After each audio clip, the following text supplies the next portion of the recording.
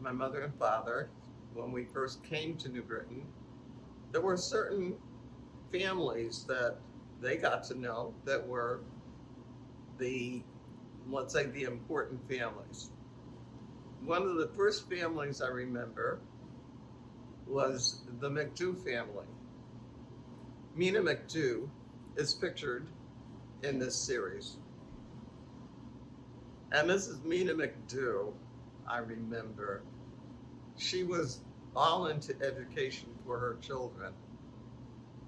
And I remember that as a community, we kind of followed behind, especially one of her daughters, and that was Carolyn. And whatever Carolyn did, it was like we were, championing Carolyn to continue on because there she was going on to college. Mrs. McDo was just a gentle woman. I never really remember hearing her say anything that much, but she had that impact on me because she was so definitely embracing the whole thing for her children to get a good education. That was the one thing that was definite in this community when we came here. Parents were pushing for their children's education. All right, now, with my interviewing that I did, I believe I went to interview Mrs. Bellamy. Oh, Mrs. Bellamy, Mr. and Mrs. Bellamy. Oh, beautiful couple, beautiful. They used to walk to our neighborhood with the Pittsburgh Courier on Sunday. This was after church. Everybody went to church on Sunday. So we'd sit on the porch and we would wait for Mr. and Mrs. Bellamy to come down through the neighborhood with the Pittsburgh Courier so we could purchase it from them. Mr. Bellamy was such a handsome man. It was a pleasure to be waiting for him. And Mrs. Bellamy, she was a lovely lady, so it was a pleasure to be waiting for her as well. And as a couple, they were just a wonderful couple. There again, Mrs. Laura Bellamy was very much involved with the youth group of the NAACP.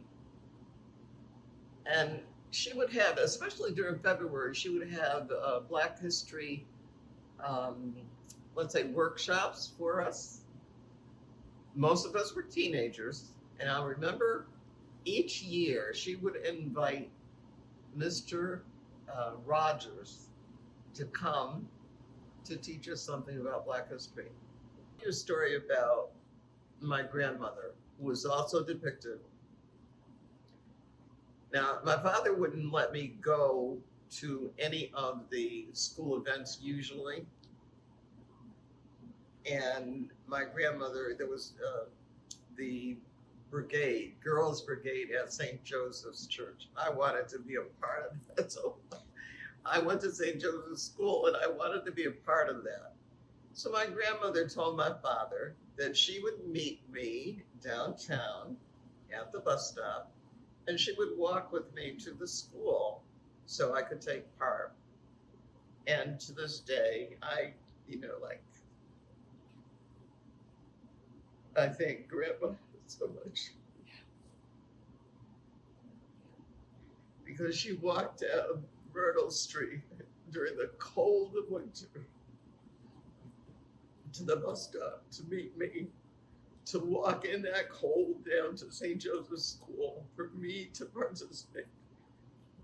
And then she'd meet me again and she would put me on the bus and then she would walk back home in that cold. I'm so thankful that she's depicted in this series. I'm thinking of Laura Bellamy, going back to her again. Laura Bellamy, I found, was a teacher. And, to many of us young Black kids growing up, we didn't see any Black teachers around. So to know that she was a teacher, that was another inspiration. Then I began to find that there were other ladies in the community that had gone through college who were teachers. Martha Mosley was one of those who was a teacher. I'm looking around now. Hazel Jackson. Now, Hazel Jackson came here much later, and I met her before I met, or maybe around the same time as, no. She was Kenneth Larson's teacher when he was in elementary school. And Ken was, this was one of the ladies that he was adamant should be in this series. And I was so happy to have her in the series. Her daughter was a good friend of mine. But Hazel inspired Ken. I think she probably was the only Black teacher he had ever had during his schooling. Freshman year, I was selected to be one of the soloists for New Britain High School's a cappella choir.